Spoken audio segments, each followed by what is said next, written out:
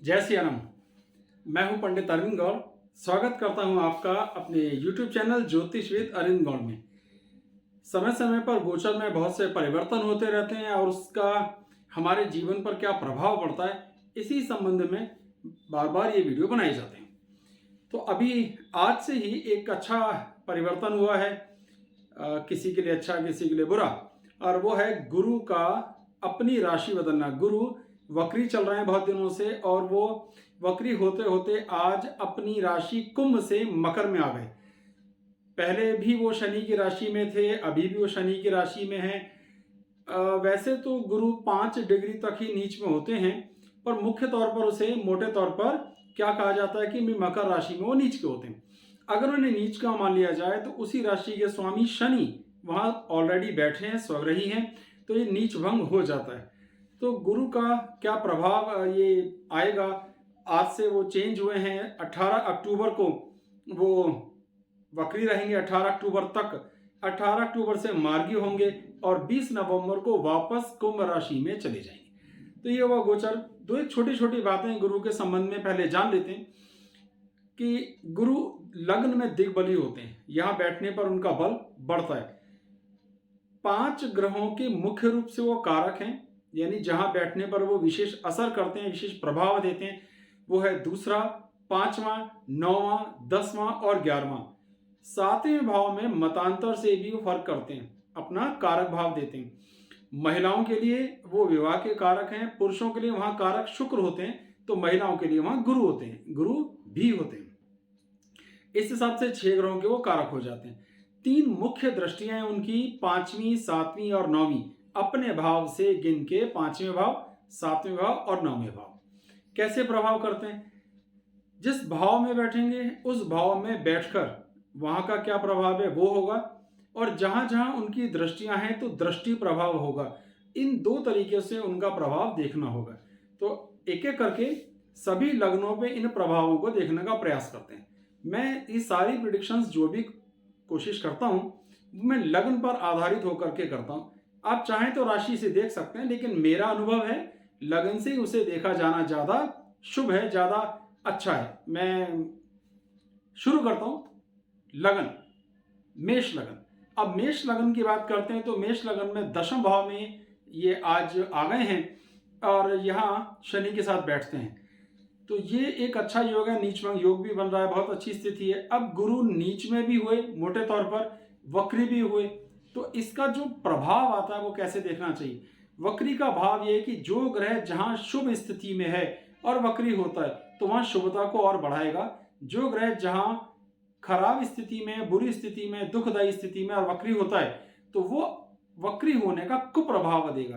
तो इस लिहाज से यहां पर क्योंकि उनकी स्थिति अच्छी है, केंद्र में है, कोई खराब स्थिति नहीं बनती है। और मेष लगन के लिए मुख्य तौर पर कारक भी हैं, क्योंकि वो 9वें भाव के शुभ भाव के कारक हैं, अपने से एक भाव आगे जाकर बैठे हैं, तो उनकी बड़ी अच्छी स्थिति यहां पर है। उनके लिए कोई नहीं है, तो भाग्य के कारक हुए।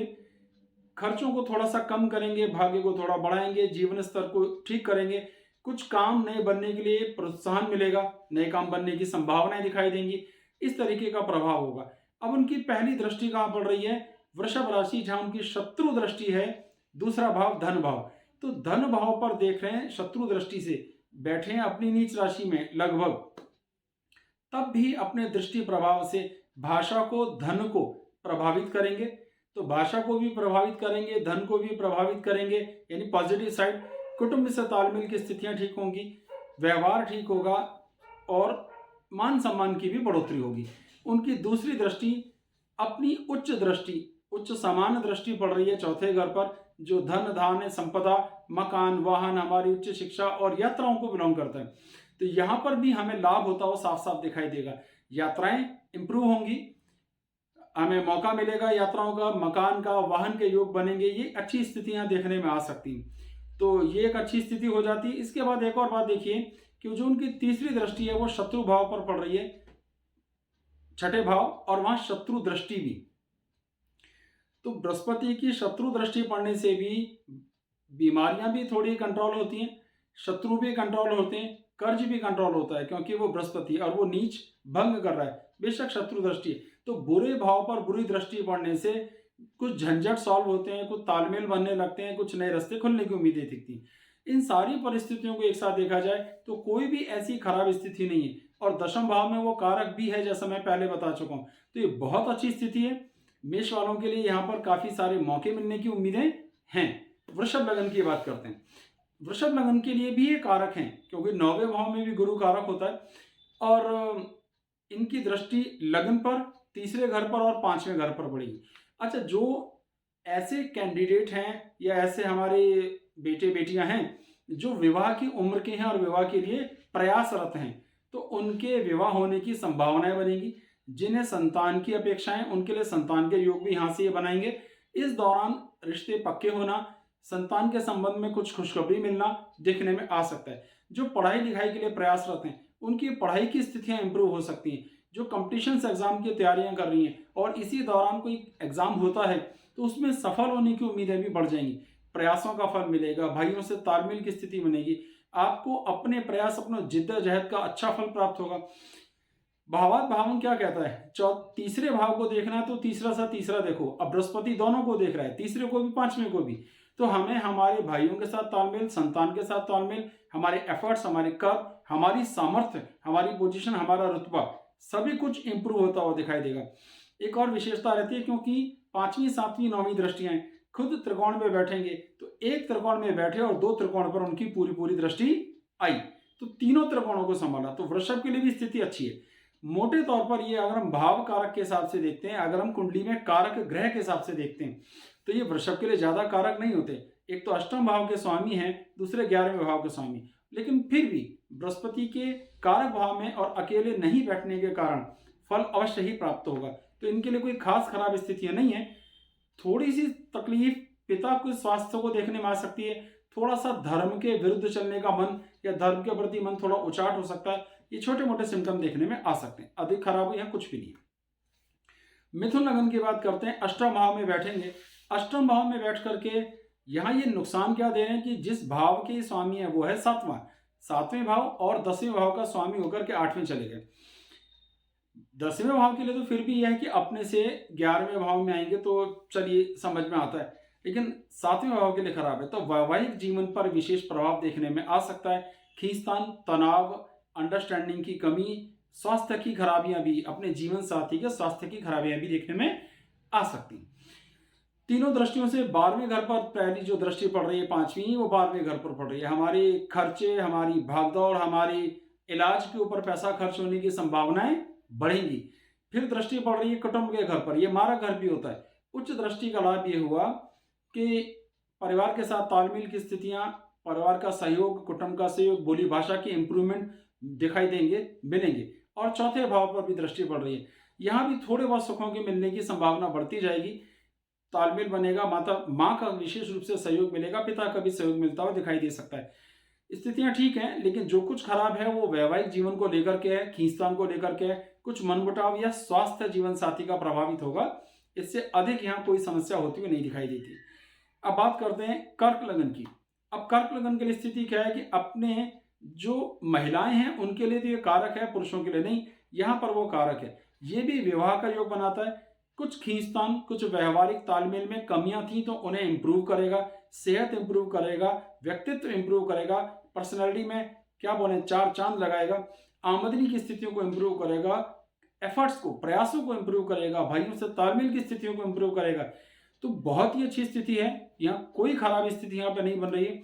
तो भाग्य को फायदा हो रहा है, वैवाहिक जीवन को फायदा हो रहा है, अपनी सेहत और व्यक्तित्व को फायदा हो रहा है, आमदनी को फायदा हो रहा है, भाइयों के साथ तालमेल, कर्म, एफर्ट्स, हमारे प्रयासों के रिजल्ट मिलने की संभावनाएं दिख रही हैं। कर्क के लिए स्थितियां बहुत अच्छी रहने वाली है, इसमें कोई खराबी नहीं है। सिंह लगन की बात करते हैं। छठे घर में विराजमान है। छठा घर शत्रुओं के लिए विशेष रूप से होता है। अब है कहां के स्वामी, 5वें भाव के। तो ये संतान के लिए थोड़े दुखदायी होंगे, संतान को थोड़ा कष्ट देने वाले होंगे, और उम्र के लिए उतने ही फायदेमंद, क्योंकि अष्टम भाव का स्वामी अपनी नीच राशि में आ गया। तो संतान के लिए दुखदायी होंगे। तो संतान को लेकर सही मौके पे सही डिसीजन, जिसे हम एग्जीक्यूटिव डिसीजन कहते हैं, उसे लेकर के तनाव देखने में आ सकता है। इसके अलावा पढ़ाई लिखाई को भी कुछ आप डिसकंटिन्यू करें, मन ना लगे, एग्जाम्स की तैयारी कर रहे हैं, कंसंट्रेशन डाइवर्ट हो रहा है, ये सारी बातें देखने में आ सकती हैं। फिजूल के कुछ झंझट देखने में आ सकते हैं, जो आपको सॉल्व करने पड़ेंगे। तो इसका नुकसान ये हुआ कि खर्चे बहुत ज़्यादा होंगे, यानी उन झंझटों या इलाज या समस्याओं के लिए आपका धन खर्च होगा। आपके स्टेटस को लेकर के भी यहाँ स्थितियाँ थोड़ी-सी खराब होती हुई दिखाई दे सकती हैं। उसमें भी उतना आनंद नहीं आएगा जितना आना चाहिए, पर स्टेटस के लाभ के कारण, पहले से जो हमारे संपर्क सूत्र डेवलप हैं, उसके कारण बहुत सारी प्रॉब्लम सॉल्व होंगी। परिवार के साथ तालमेल की स्थितियां थोड़ी एवरेज रहने वाली हैं, उसका कोई बहुत विशेष लाभ होता हो नहीं दिखाई देगा। कुटुंब से दूर जाने की बात हो सकती है, कहीं दूर शिफ्ट होने का भी मौका मिल सकता है। तो सिंह के लिए ये कोई बहुत अच्छी स्थिति नहीं बन रही है। बहुत नुकसान तो नहीं है, लेकिन फिर भी ये जो थोड़ा सा जो गोचर है करीब 89 डेज के आसपास का बैठेगा, तो ये ज़्यादा अच्छा नहीं है।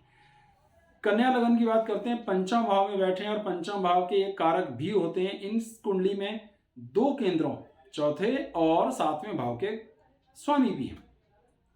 नियम ये कहता है कि केंद्र का स्वामी अगर त्रिकोण में बैठ जाए तो उसका केंद्र अधिपति दोष हट जाता है, और भी बहुत से नियम है। और केंद्र का स्वामी अगर त्रिकोण में आता है तो इसे अपने आप में एक राजयोग की संज्ञा समझा जाता है। तो ये बड़ी अच्छी स्थिति है। यहाँ पे वो नीच भंग भी कर रहे हैं, तो संतान के लिए, ज्ञान के लिए, बुद्धि के लिए सही मौके पर से डिसीजन, डाइजेशन की स्थितियां, आपके पेट से संबंधित मुद्दे, इन सब में जबरदस्त लाभ आपको होता हुआ दिखाई देगा। संतान प्राप्ति का जबरदस्त योग है। वैवाहिक जीवन की संभावनाएं बढ़ेंगी, यानी विवाह होने का भी योग बनेगा और वैवाहिक एडजस्टमेंट्स भी ठीक होंगे। आमदनी के जबरदस्त अवसर प्राप्त होंगे। ये जो भी नियर अबाउट 69 डेज या 70 दिन का जो समय है, बहुत अच्छा है। भाग्य का इसमें लाभ होता दिखाई देगा, माँ बाप का सहयोग मिलेगा और सेहत, व्यक्तित्व, ये सब भी इंप्रूव होंगे। तो कुल मिलाकर यहाँ ऐसी एक भी स्थिति नहीं है जिसके लिए बहुत चिंता का कोई विषय बन जाए। तो बहुत अच्छा है। कन्या लगन वालों के लिए किसी तरह की कोई समस्या यहाँ पे होने की जरूरत नहीं। अब आ जाती है बारी तुला लगन की। अब तुला लगन के लिए चौथे भाव में बैठेंगे। चौथा भाव माँ का है, सुखों का है, मकान का है, वाहन का है। स्थितियां यहाँ ठीक हैं, लेकिन ये तुला लगन के लिए शुभ ग्रह नहीं है, कारक नहीं है, अकारक है, क्योंकि तीसरे और छठे घर का स्वामी। इस लिहाज से ये माँ के स्वास्थ्य पर दबाव डालेगा। ये देखने में आएगा, आपका मन थोड़ा बेचैन रहेगा। काम सारे हो जाएंगे पर मन में एक बेचैनी सी, एक अकुलाहट, एक बेमतलब का डर, अनजाना भय रह सकता है। दशम भाव पर इसकी उच्च दृष्टि पड़ने का जो लाभ होगा, जीवन स्तर में जबरदस्त उछाल देखने में आ सकता है। कोई बहुत बड़े काम बन सकते हैं जो आप उम्मीद कर रहे थे कि हो जाएं, ऐसा देखने में आएगा। खर्चे थोड़े होंगे, भागदौड़ थोड़ी सी होगी, यात्राएं थोड़ी सी करनी पड़ सकती हैं। कुछ अचानक धन प्राप्ति का भी योग बन सकता है, कुछ अचानक आमदनी के नए रास्ते भी खुल सकते हैं। तो तुला के लिए भी लमसम बिल्कुल ठीक है, ज़्यादा खराब नहीं है। थोड़ा बहुत जो खराबियां हैं वो माता जी के स्वास्थ्य को लेकर, यात्राओं को या वाहन को लेकर के आपको तनाव देखने में आ सकता है। वृश्चिक लगन की बारी आ गई। अभी वृश्चिक लगन के लिए तीसरे भाव में ये बैठेंगे। तीसरा भाव हमारा सामर्थ्य का, सुखों का और धन से धन का। भावात भाव में हम क्या सीखते हैं कि दूसरे भाव को देखना है तो उससे दूसरा भाव देखो। तो यानी हमारी बोली, भाषा, धन, कुटुंब को देखने के लिए भी तीसरा भाव देखना है, और वहां बृहस्पति की स्थिति अच्छी है तो धन भी बढ़ेगा, एफर्ट्स भी बढ़ेंगे, प्रयास भी बढ़ेंगे, वैवाहिक जीवन की स्थितियां इंप्रूव होंगी, भाग्य इंप्रूव होगा, पिता का सुख बढ़ने का योग बनेगा, आमदनी का योग बनेगा। कोई भी खराबी, किसी तरह की कोई समस्या वृश्चिक लगन को नहीं है। इस गोचर का उन्हें जबरदस्त लाभ ही होता हुआ दिखाई देगा, किसी तरह का कोई नुकसान नहीं है। और ये कारक के हिसाब से देखते हैं तो ये कुंडली में बहुत अच्छा कारक है, लगन का मित्र है, तो आपको ये सभी सुख यहाँ प्राप्त होंगे, कोई समस्या आती ही नहीं। तो संतान का सुख, वैवाहिक जीवन का सुख, विवाह होने का योग, संतान प्राप्ति का योग, पोते पोतियां होने का भी योग इस दौरान देखने में आ सकता है। आमदनी इंप्रूव होगी, तो वृश्चिक के लिए बहुत बढ़िया। धनु लगन की बात करते हैं तो दूसरे भाव में बैठा है। अब दूसरे भाव का भी ये कारक है, यहाँ पर भी वो अपना कंट्रोल करता है और अकेला नहीं होना चाहिए। कारक में एक विशेष गुण होता है, उसे अकेला नहीं होना चाहिए, तो अच्छा है। वहां पर भी ये कारक है, और कारक होकर के इसकी दो दृष्टियां कहाँ पड़ेंगी, छठे और आठवें भाव पे। ये ज्यादा फायदे की बात नहीं है। और एक दृष्टि पड़ेगी इसकी दशम भाव पे। अब लगन का स्वामी होकर अपने से दूसरे घर में गया तो ये मारक घर भी काउंट होता है, तो ये बहुत अच्छी स्थिति यहाँ पे नहीं है। लेकिन क्योंकि वो नीच भंग भी कर रहा है, वक्री भी कर रहा है, तो मिला जुला के इसका जो असर आएगा वो ये कि परिवार से तालमेल होने की कुछ स्थितियां तो बनेंगी, पर अपनी सेहत को लेकर दिक्कत, कुछ गले की खराबियों को लेकर दिक्कत, कफ पड़ जाएगा, जिसे हम बलगम की शिकायतें कहते हैं, गले से संबंधित या छाती से संबंधित कुछ समस्याएं बढ़ती हुई दिखाई देंगी। पैरों में दर्द, थका थका सा रहना, ये कमर दर्द की कुछ शिकायतें भी देखने में आ सकती हैं। खर्चे ज़्यादा होंगे, अचानक से कुछ पैसा ब्लॉक होता हुआ दिखाई देगा, पर बाद में रिलीज भी हो सकता है। शत्रु थोड़े बढ़ेंगे लेकिन कंट्रोल भी किए जाएंगे, यानी किसी ने बहस करी या देन आपने समझा बुझा कर उसे शांत कर लिया, तो शत्रु भी उठेंगे, समझा लिए जाएंगे, समस्याएं खड़ी होंगी, वो ठीक हो जाएंगी और जीवन स्तर को भी इंप्रूव करने का मौका मिलेगा। तो ये एक एवरेज स्थिति है, धनु वालों के लिए बहुत अच्छा नहीं है, खराब भी नहीं है, ठीक स्थिति है, यहाँ पे उन्हें लाभ जरूर होगा। मकर लगन की बात करते हैं। लगन में ही दिग्बली भी होता है और उसकी नीच भंग योग भी बना रहा है। शनि यहीं पर पहले से स्वग्रही बैठे हैं, जैसे हम पहले नीच भंग के हिसाब से लेके चल रहे हैं, तो जबरदस्त उच्च दृष्टि पड़ रही है वैवाहिक जीवन के घर यानी 7वें भाव पे। पहला भाव और 7वां भाव यानी 7वें से 7वां पहला, तो वैवाहिक जीवन के सुखों के हिसाब से स्थितियां बहुत अच्छी हैं। जिनको विवाह का इंतजार है उनके लिए विवाह का, जिन्हें संतान का इंतजार है उन्हें संतान का, जिन्हें पौत्र पोत्रियों का इंतजार है उन्हें पोता या पोती पैदा होने का भी योग बनेगा।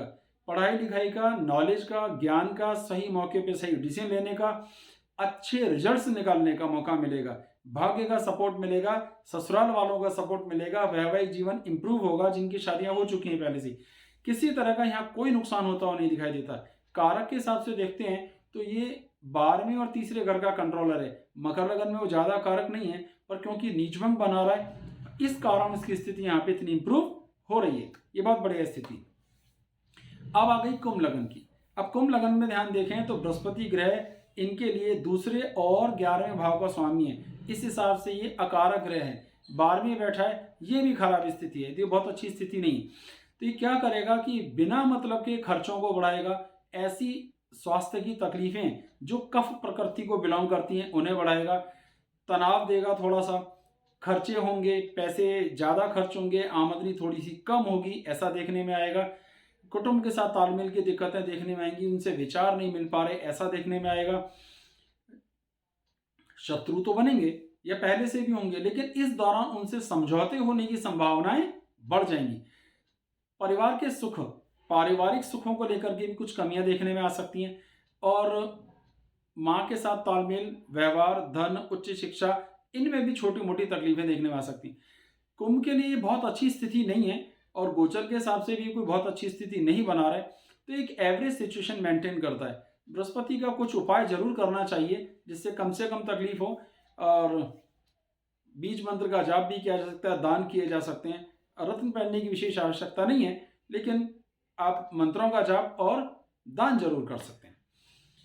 आखिरी लग्न हमारी आ जाती है मीन लगन। मीन लगन के लिए वो बैठते हैं 11वें भाव में। 11वां भाव हमारे इनकम का, लगन के स्वामी हैं और अपने से 11वें भाव में बैठते हैं। दो केंद्रों के स्वामी हैं, पहला और 10वां, और दोनों के स्वामी होने से इस पर केंद्र अधिपति दोष लगता है और वो बैठे हैं 11वें भाव में। वहां से इसकी पूरी उच्च दृष्टि संतान के भाव पर, तो जबरदस्त फायदा संतान प्राप्ति के हिसाब से, वैवाहिक जीवन के सुख के हिसाब से, विवाह होने के हिसाब से देखने में आएगा। प्रयास, कर्म, एफर्ट्स बढ़ेंगे, छोटे भाइयों से तालमेल बढ़ेगा, अपनी मेहनत के रिजल्ट मिलते हुए दिखाई देंगे। तो बहुत ही अच्छा है मेहनत के हिसाब से, भाइयों के हिसाब से, धन के हिसाब से, संतान के हिसाब से, पढ़ाई लिखाई के हिसाब से, यहाँ सारी स्थितियां ये इंप्रूव हैं। वैवाहिक जीवन का सुख, तो कुछ भी ऐसा खराब नहीं है जिसके लिए हमें परेशान होने की जरूरत पड़ जाए। मीन के लिए सारी स्थितियां बिल्कुल ठीक हैं, सभी चीजों का इन्हें लाभ और आनंद प्राप्त होता हुआ यहाँ दिखाई दे रहा है। तो एक एक करके सारी लग्न हो गई। सभी को सिंबॉलिक तौर पर मैं कुंडली में लगातार दिखाता रहा हूँ, जिससे कि आपको अंदाजा हो जाए कि अगर आपका ग्रह यहाँ बैठा है तो कहाँ कहाँ देख रहा है और उसका क्या प्रभाव होगा। आप अपनी जन्म कुंडली दिखाने के लिए संपर्क करना चाहें तो मेरा व्हाट्सएप नंबर लगातार इस पूरी वीडियो में फ्लैश हो रहा है, आप संपर्क कर सकते हैं। आगे की कार्रवाई जैसी भी होगी वो आपको बता दी जाएगी कि कैसे आपको फीस देनी है और आगे का जो प्रोसीजर रहेगा वो किस तरह होगा। हमारे वीडियो को लाइक कीजिए, आगे शेयर भी कीजिए, और अगर अभी तक आपने चैनल को सब्सक्राइब नहीं किया है तो चैनल को सब्सक्राइब भी कीजिए। बहुत बहुत धन्यवाद। जय सिया राम।